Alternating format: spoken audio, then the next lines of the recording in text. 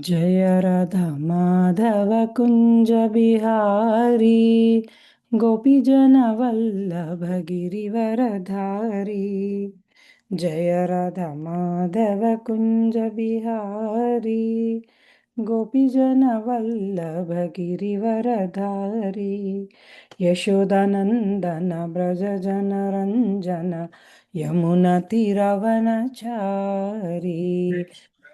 जय राधा माधव कुञ्ज बिहारी गोपीजन वल्लभ गिरिवरधारी। यशोदानन्दन व्रज जन रञ्जन यमुना तीरवनचारी। हरे कृष्ण कृष्ण कृष्ण हरे हरे, हरे राम राम राम हरे।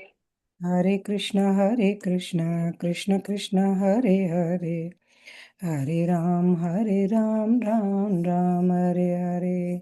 ओम ज्ञानतिमिरान्धस्य ज्ञानाञ्जनशलाकया चक्षुरुन्मिलितं येन तस्मै श्रीगुरवे नमः। श्रीचैतन्यमनोभीष्टं स्थापितं येन भूतले स्वयं रूप कदा मह्यं ददाति स्वपदान्तिकं। वन्देहं वन्देहं श्रीतुलसीपदकमलं श्रीगुरुं वैष्णवांश्च श्रीरूपं साग्रजातं सहगणरघुनाथान्वितं राम सजीवं साद्वैतं सावधूतं परिजनसहितं कृष्णचैतन्यदेवं श्रीराधाकृष्णपादान् सहगणललिता श्रीविशाखावितंश्च। हे कृष्ण करुणा सिन्धो दीनबन्धो जगत्पते गोपेश गोपिकान्ता राधाकान्ता नमोऽस्तु ते। तप्तकाञ्चन गौराङ्गी राधे वृन्दावनेश्वरी वृषभानुसुते देवी प्रणमामि हरिप्रिये। वाञ्छाकल्पतरुभ्यश्च कृपा सिन्धुभ्य एव च पतितानां पावनेभ्यो वैष्णवेभ्यो नमो नमः। जय श्री कृष्ण चैतन्य प्रभु नित्यानंद श्री अद्वैत गदाधर श्रीवासादि गौरभक्तवृंद। हरे कृष्ण कृष्ण कृष्ण हरे हरे, हरे राम राम राम हरे हरे। नष्टप्रायेषु अभद्रेषु नित्यं भागवत सेवया भगवती उत्तमश्लोके भक्तिर्भवती नैष्टिकी। कृष्णाय वासुदेवाय देवकी नन्दनाय च नन्दगोपकुमाराय गोविन्दाय नमो नमः। ग्रंथराज श्रीमद्भागवतम की जय। जय श्रील प्रभुपाद की जय। गुरु महाराज की जय। अनंत कोटि वैष्णव वृंद की जय। ऑल द असेंबल डिवोटीज की जय। ओम नमो भगवते वासुदेवाय, ओम नमो भगवते वासुदेवाय, ओम नमो भगवते वासुदेवाय। हरे कृष्ण माता जी, धनु प्रणाम to all of you and welcome to our Bhagavatam class. Hare Krishna. Hare Krishna माता जी। How are you all माता जी? गुड माता जी। माता जी। Going on माता जी। Fine, everything is fine by Krishna's grace. So, yeah, we will start today from 28 माता जी। 28th onwards, right? Okay. One second, Mataji, 1 second. Give me a second. I'm going there. Okay. Yes, Mataji, please read. Somebody read. ततो विशेषं प्रतिपद्य निर्भयस् तेनात्मनापो नलमूर्तिरात्वरम् ज्योतिर्मयो उपेत्य काले वायव्वात्मनाखं बृहदात्मलिंगम। Translation by His Divine Grace A.C. Bhaktivedanta Swami Srila Prabhupada ki jai. After reaching Satyaloka, the devotee is specifically able to be incorporated fearlessly by the subtle body in an identity similar to that of the gross body. And one after another, he gradually attains the stages of existence from earthly to watery, fiery, glowing, and airy until he reaches the ethereal stage. Hare Krishna. Thank you much. Thank you, Mataji. So, Mataji, one point what I want to tell you all is after whatever is explained here, this is not just like, he's not going to stop here. Definitely, all these concepts are again explained in the next few chapters in depth. And even in the third canto, they are explained in depth. And when we go to fifth chapter, it is explained in depth.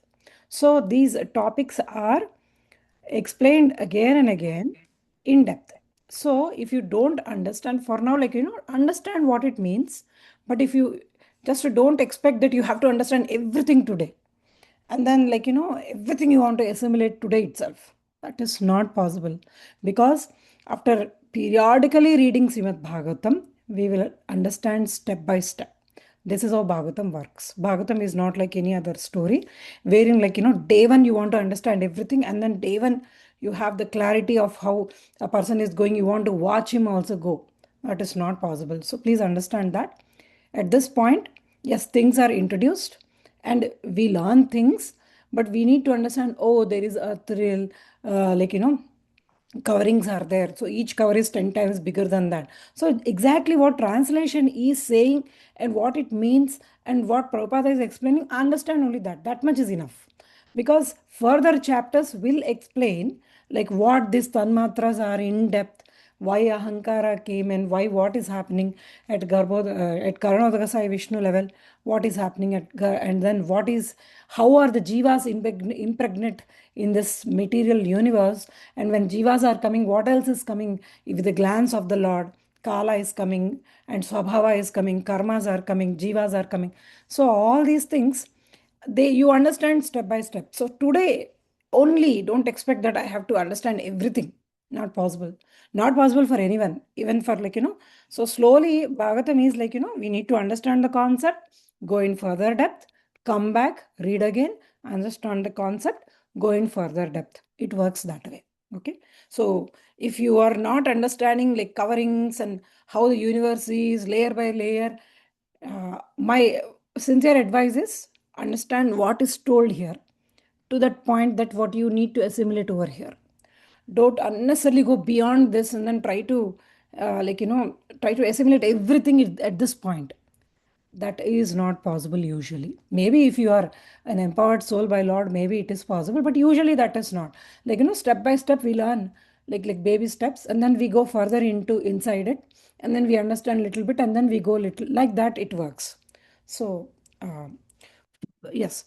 So at the end of this class, our understanding should be uh, this yogi, whoever is in Brahmaloka, he has a chance to develop the consciousness.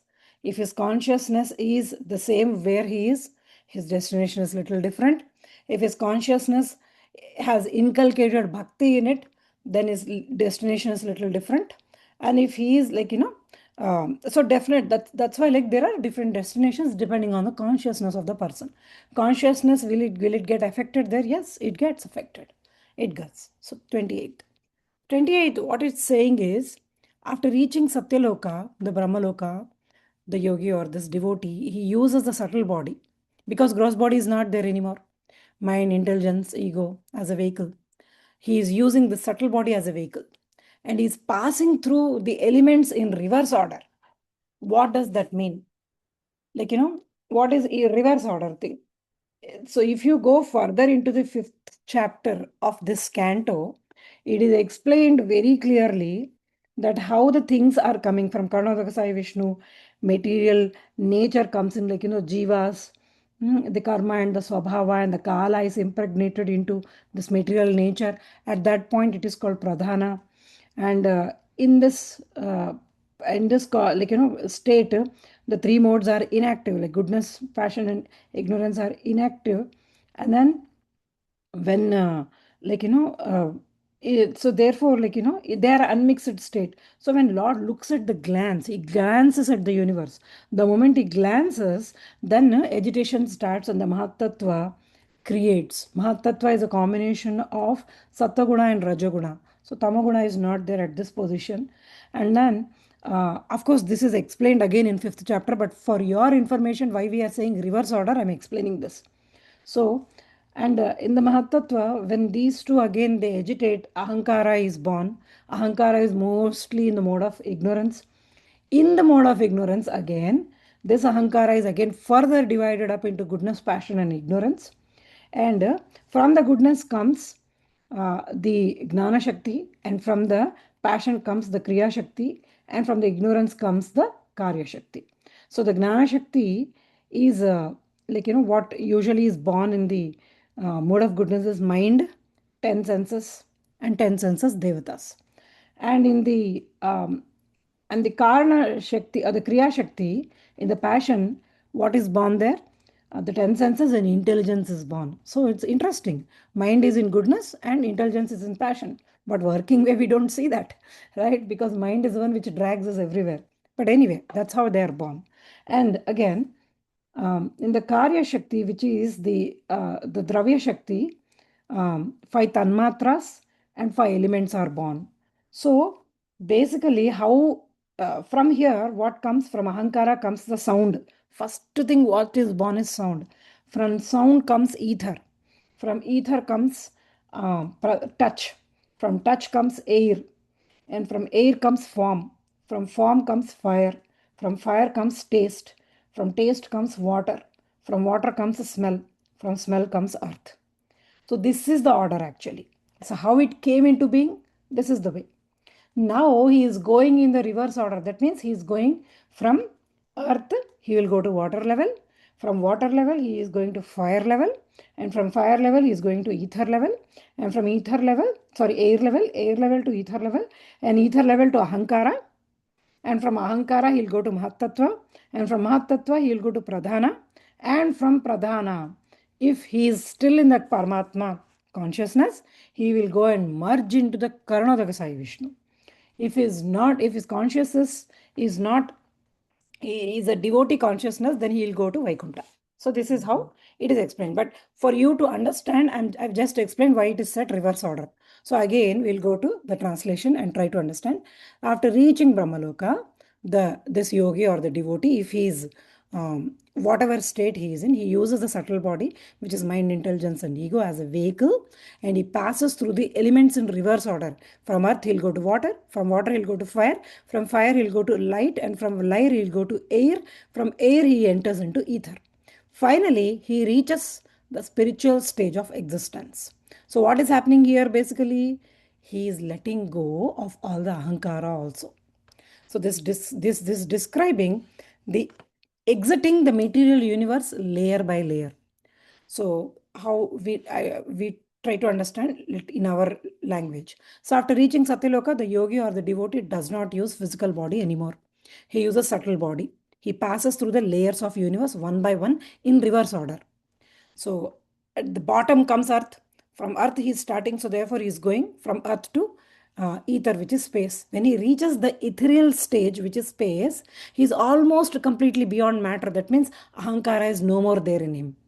So what identity is this? He still has a form and the sense of self. Not it is not yet dissolved like a gnani, okay? But it is not a physical body. It is subtle. It is a yogic body used for travel. And how can we imagine this? Think of a light, or think of an energy based body. Light and energy, only those two are there.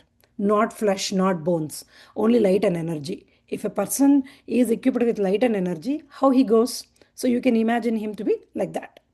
So what stages of existence really mean?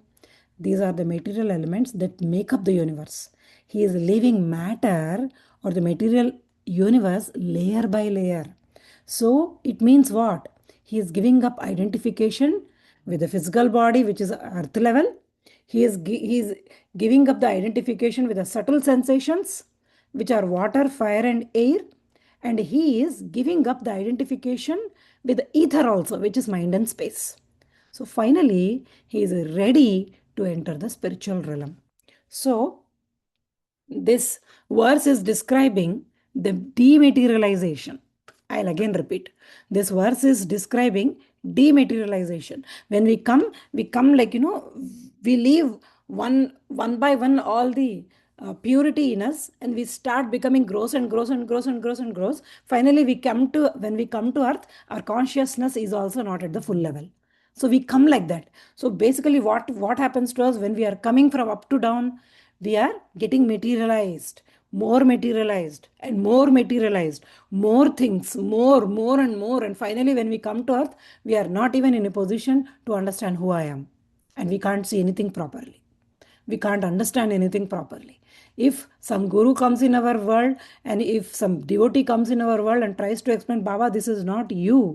You are a spiritual in nature. This is not your place. Then we will start identifying, we'll start reading Bhagavatam, and we understand, oh, I have come from all these layers. So what is I have, like, you understand your existence, like how you have come into being. So this yogi is basically, he is leaving one at a time, like how he has come from up, similarly is going from down also, one by one is leaving.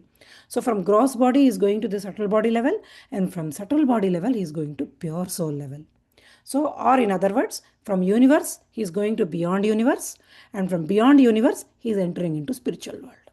So after reaching Brahmaloka, or in short essence, the yogi sheds all material layers step by step after that, using his subtle body, until he leaves matter completely and approaches the spiritual state. Here, what is the important note is, uh, if this yogi, while he's traveling, so what this is basically happening is, one second, give me a second, one second. Yeah, okay, my question. Yeah. So basically, here in the purport, Prabhupada explains, this person, like, when he is going there, the Ashtanga yogi who becomes, there is a high chance that a Ashtanga yogi can become a Gnani also, because he is traveling through all these spaces and is reaching. So he can become a Gnani also, or he becomes a devotee also. And if he's Ashtanga yogi who becomes the Gnani, like, by meditating on the Virata Rupa and Hiranyagarbha, which is Brahma principle. Basically, when you say Hiranyagarbha, it is Brahma principle or cosmic mind. They reach Brahmaloka and stay there until Brahma dies. Then they merge into Brahman. This is Ashtanga Yogi plus a Gnani realization. Okay. If this Ashtanga Yogi develops bhakti, and if bhakti, once he develops bhakti, he becomes bhakti yogi, right? So who may also practice Ashtanga yoga, but his goal is Vishnu, not Brahman. Why? Because he learnt in this process. So what does he do? He pierces the seven coverings, gets a spiritual body, he enters into Vaikuntha. This is Ashtanga yogi plus bhakti. Okay. And the previous one is Ashtanga yogi plus gnana. So Ashtanga yogi plus gnana, he enters into Brahman realization. Ashtanga yogi plus bhakti, yes, he can enter into Vaikuntha also. So what we understand is Ashtanga yoga is just a method. After using this method, the person can become either a gnani, or he can become a bhakti also. If his goal is bhakti also. A person whose goal is gnana, that Ashtanga yogi becomes a gnani. And then what is his goal? Brahman. He reaches into Brahman with Brahma, because Brahma's life is also over, right? Now he is going along with Brahma with all other sages, and is entering into Brahman. And if he has developed bhakti, that person can go to Vaikuntha also. So here, this person is an Ashtanga yogi who has attained Gnana and worships Hiranyagarbha or Virata, not as a separate, like a soul. So basically, if he is staying in this consciousness, he will enter with Brahma into Mahavishnu. And otherwise, he enters into Vaikuntha also. Okay, 29th. So basically, in 28th verse, what we have understood is, this Ashtanga yogi, he is piercing all the layers of earth, water, fire, and air, ether, and he is successfully surpassing all these things, and then he is going further up. If he is with Gnana, his consciousness is with Gnana, his destination is little different. His destination is Mahavishnu or Brahman realization or Karnodakasai Vishnu, in other words. Or if he is developed bhakti, his destination is Vaikuntha. 29. Hare Krishna Mataji. ग्रहेण गन्धं रासेन वैरसं रूपं चैदृश्यस्य वसनं तचैव स्तोत्रेण कोपत्य नभो गुणैत्वं प्राणेन चैकुतिम् उपत्ति योगी. Translation. The devotee thus suppresses the subtle objects of different senses like aroma by smelling, the palate by tasting, vision by seeing forms, touch by contacting, the vibration of the ear by ethereal identification, and the sense organs by material activities. Hare Krishna. Thank you. Thank you. So, Madhuri, we have discussed before that from the ahankara comes goodness, passion, and ignorance, and from goodness comes mind, senses, and senses devatas, and again from passion comes intelligence, senses, and prana, and from ignorance comes five tanmatras and five elements. Like correct? Five elements are earth, water, fire, air, and ether. That's what is explained in the previous verse. Now here, along with these five elements, we have also got five tanmatras. Tanmatras are sense objects. Okay. Sound is a tanmatra. Touch is a tanmatra. Form is a tanmatra. Taste is a tanmatra. And smell is a tanmatra. And how the Prithvi is coming into being, from sound is first coming ether. From ether comes touch. From touch comes air. From air comes form. From form comes fire. And from fire comes taste. From taste comes water. From water comes smell. And from smell comes earth.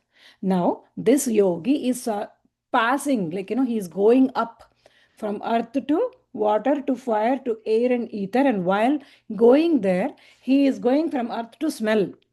And from smell, he is going to water. From water, he is going to taste. From taste, he is going to fire. From fire, he is going to form. And from form, he is going to air. And from air, he is going to touch. And touch, he is going to ether. And from ether, he is going to sound. So, all these five elements and five tanmatras is piercing and going. And each layer is 10 times thicker than the other. So, here, in our explanation, okay, the verse is saying, again, actually, I was looking at the diagram and explaining. Now I'm going to verse. So this verse is saying, when a devotee becomes fully liberated, he goes beyond sensory experiences. So this Ashtanga Yogi, he is devoted. And so he is no longer controlled by smell, which is aroma. He is no longer controlled by taste, which is palate. He is no longer controlled by sight, which gives forms and beauty, by which you understand, oh, this is this form, and how beautiful is this, how beautiful is that, and all this from sight it comes, right? And from, he is also surpassing touch, which is physical contact. You feel cold, you feel hot, and all that. And he is surpassing sound, which are vibrations in the ear. So even the sense organs themselves and their activities, he is surpassing everything. And he is going up. He is transcending the entire sensory system. Okay. So what surpasses the subtle objects of senses? There are two levels of sense experience. One is gross senses, which is touching, eating, seeing physical things. And the other level is subtle senses, which is enjoying smell, sounds, thoughts, subtle vibrations, and mental pleasures. So here this person is going beyond both gross senses and subtle sense enjoyment. Both he is going surpassing that. So this verse is basically describing the complete sense transcendence. That means he is no longer thinking, I enjoy smells, I enjoy taste, I enjoy sight, and I enjoy sound. He is no longer identifying with the mind and senses. He is he is identifying only as a pure servant of the Lord. We are talking about the devotee, okay? And there the senses still exist, but they are fully spiritualized in service. So here, uh, this person is going beyond all sensory pleasures and identifies and becomes situated in pure spiritual consciousness. Like a person, you can. Okay, no, I don't want to take example and confuse more. So okay, so here, yes, why is he called a devotee? He is called a devotee because his consciousness is now centered on bhakti.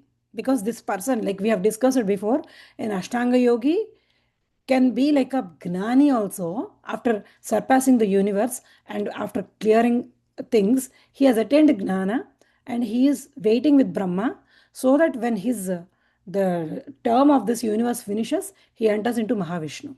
Okay, why Mahavishnu? Why Karanodaka Sai Vishnu? Because he's at the Paramatma level. That's why he's Ashtanga Yogi. He's at the Paramatma level. So we can understand there are three Paramatmas in this world.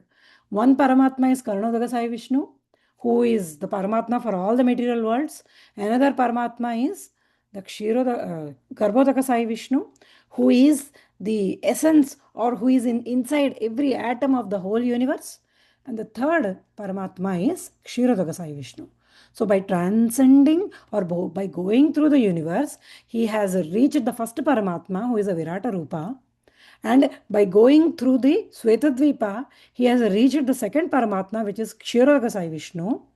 And by going into Brahmaloka, he is waiting there, he is purified. And then if he purifies further, and then, if he attains bhakti, he can pierce all these layers and go to Vaikuntha also. But if he is there with Brahma till the end of the life of the Brahma, and he is still understanding the point that he is not the body or he is not the self, he is not, then he is achieving Paramatma realization. Okay? Because he has meditated on Paramatma, he is reaching Mahavishnu, is merging into Mahavishnu. Because there he is, his mode of he contemplating on Paramatma, so he reaches that Paramatma. Okay? Or if he is, so many combinations are possible. Not just one combination, so many combinations are possible, so many exit points are possible here. So, and if he has attained bhakti, and if he has cultivated bhakti, then this person can pierce all these layers. He can reach Brahman realization by piercing Pradhana of this universe, and he can go further into Vaikuntha also. Okay, so that's why now we are talking about these different combinations here. So this person was originally an Ashtanga Yogi. Yes, agreed. So in this verse, this traveler is practicing Ashtanga Yogi. He is traveling through lokas and he is using his subtle body. He is crossing all cosmic coverings. But when his goal becomes a service to Vishnu, he changes into Bhagavata. The Bhagavata changes the label and calls him a devotee. But what was the method? Method was yoga. Okay. And now what is the consciousness? Consciousness is bhakti. Why consciousness matters more than technique? Because the inner intention defines your identity. Even if someone practices Ashtanga Yoga, has siddhis, travels universes, if his consciousness is at the Gnani level, he will merge into Brahman realization. If his consciousness is at the Bhakti level, he will go in Vishnu's service also. So that's why devotee surpasses the subtle objects of the senses. He is called a devotee because he is no longer enjoying these senses. He is not merging into Brahman also. He is transcending matter to serve the Lord in Vaikuntha. So his senses are purified not by negation, like a Gnani does neti, neti, neti, not this, not this, not this, but by devotion. So yoga gives power, Gnana gives detachment, Bhakti gives identity with the God. So bhakti is not just a practice, it's a change of existential identity. What is your identity? So he's called a devotee here because his consciousness has shifted to loving service to the Lord. Therefore, he transcends the senses not by suppressing the senses, but by spiritual engagement. Next one, 30.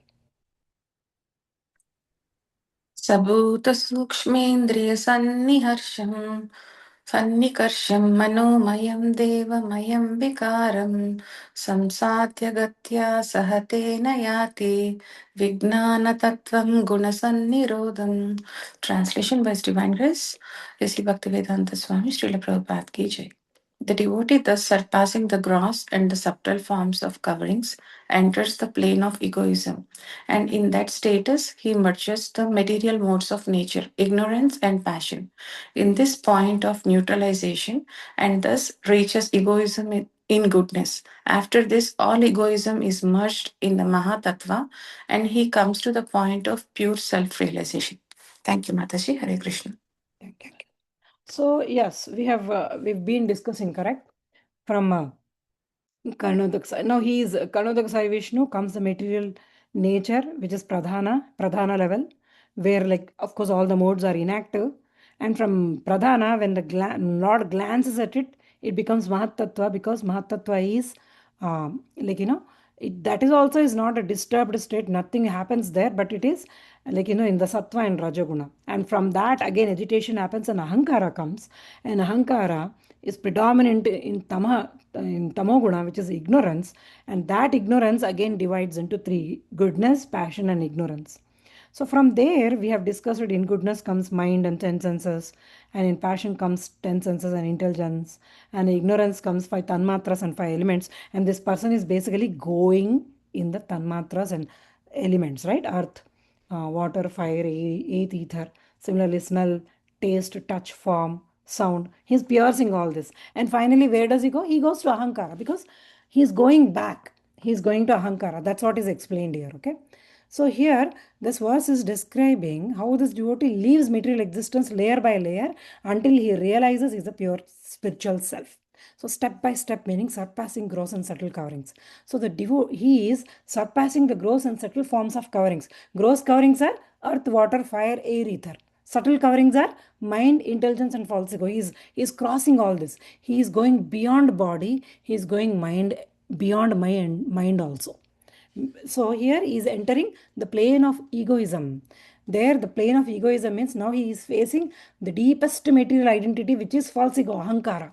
From ahankara only are all this coming, right? So he is going there at that layer. So this is the last material layer. And in this material layer, he will leave that false sense ego also. And neutralizing here ignorance and passion, he merges the modes of ignorance and passion, reaches egoism in goodness. And material ego has three types.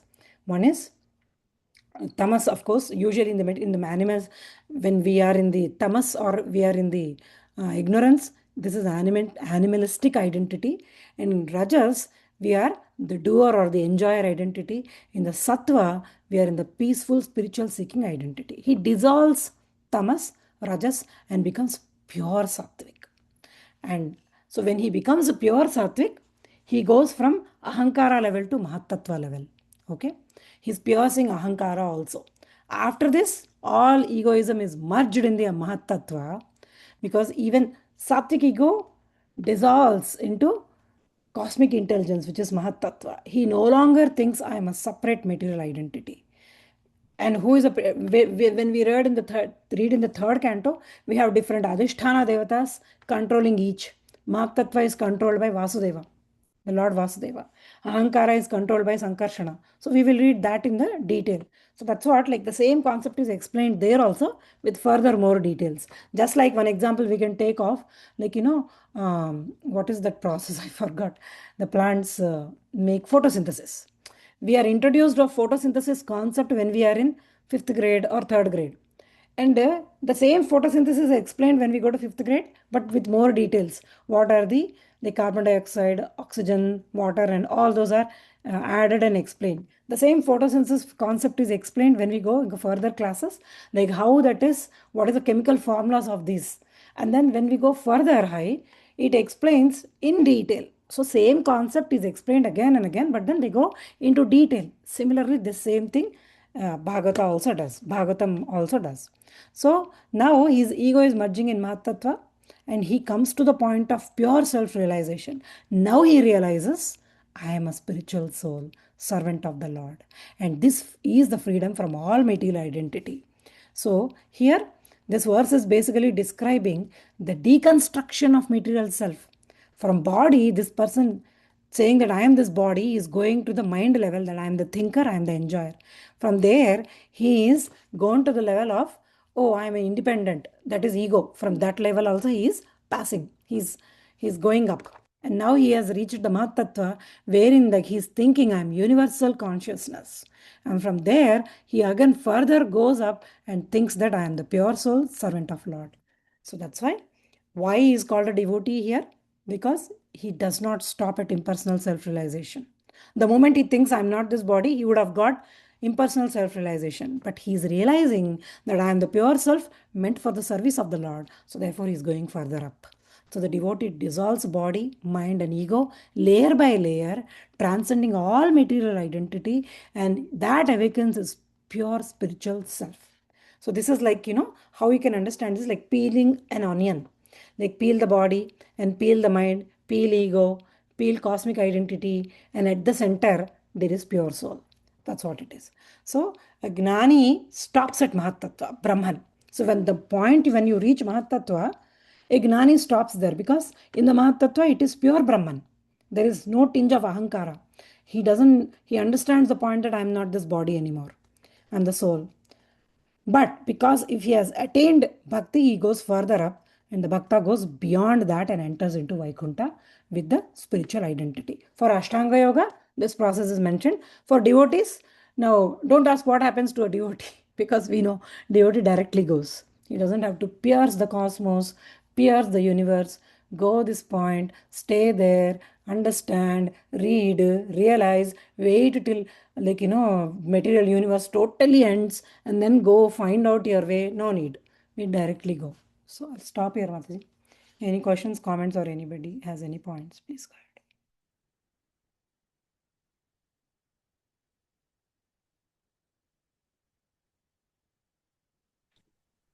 Either you Hare, have understood everything or it is.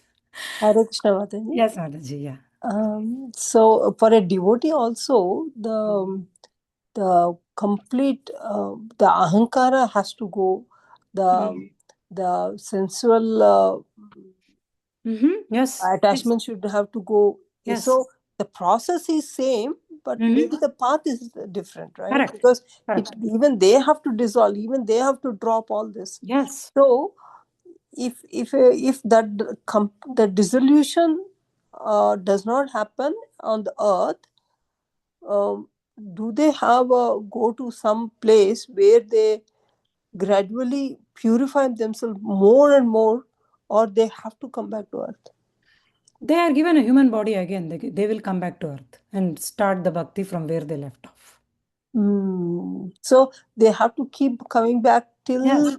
they Yes. purify themselves completely and Yes. ready to go to Vishnu Loka. Absolutely, yes. That's why he is given birth. Either if his consciousness is further developed to the point, he is given birth in the aristocratic family, or Correct. if Bhagavad he is, Gita yeah, says, if he has done something, he is given a birth in the, if devotees. he has done more, a devotee family. So Wow. he will continue from where he left off. Okay, so unlike these yogis where they have intermediate steps beyond the earthly plane, the devotee does not, there is no plane for him, either earth or Vishnu Loka. Human body, from here directly the person reaches Vaikuntha. Vishnu Loka. So straight, there's no intermediate. Okay. Yeah, yes, Mataji. Even Ashtanga Yogi is also granted a human body. Depends. For Ashtanga Yogi, that's why there are so many different exit points. For a Gnana Yogi, exit points are there at every level. That's why Krishna is so merciful. Correct. He is giving exit points at every level. But for a devotee, I mean, there's no intermediate steps. No need actually. That's why. No need. Because he doesn't have to put his own effort. All these endeavors, he is putting his own effort there. Like the interference of Lord is very minimal. He is putting his effort. But at this on earth only we have to because ourselves totally then. Correct. That's why. That's why, even devotees who are very advanced, they are like liberated souls only. They are given. That's why Prabhupada used to calling them Vaikuntha kids, great kids, and all these kids. Why? Because they have attained a certain level in their previous birth. Like, see, for example, whatever you have attained in your life today, this point, or today, for me, for this point, I will remember everything in my next birth if I am not going back.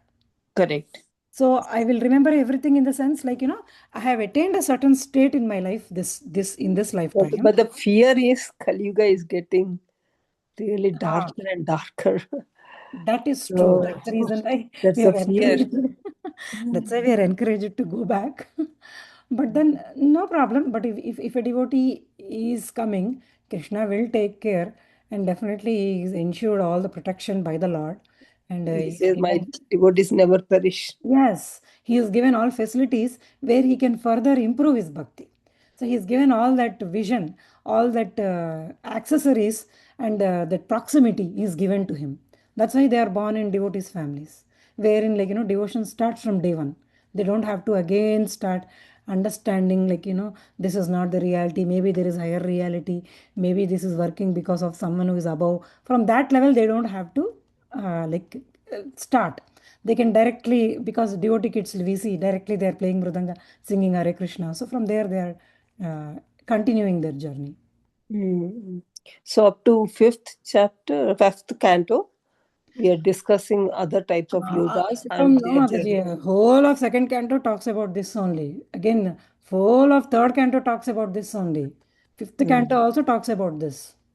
The So creation, even the Devahuti creation Kapila, yeah, and transcending.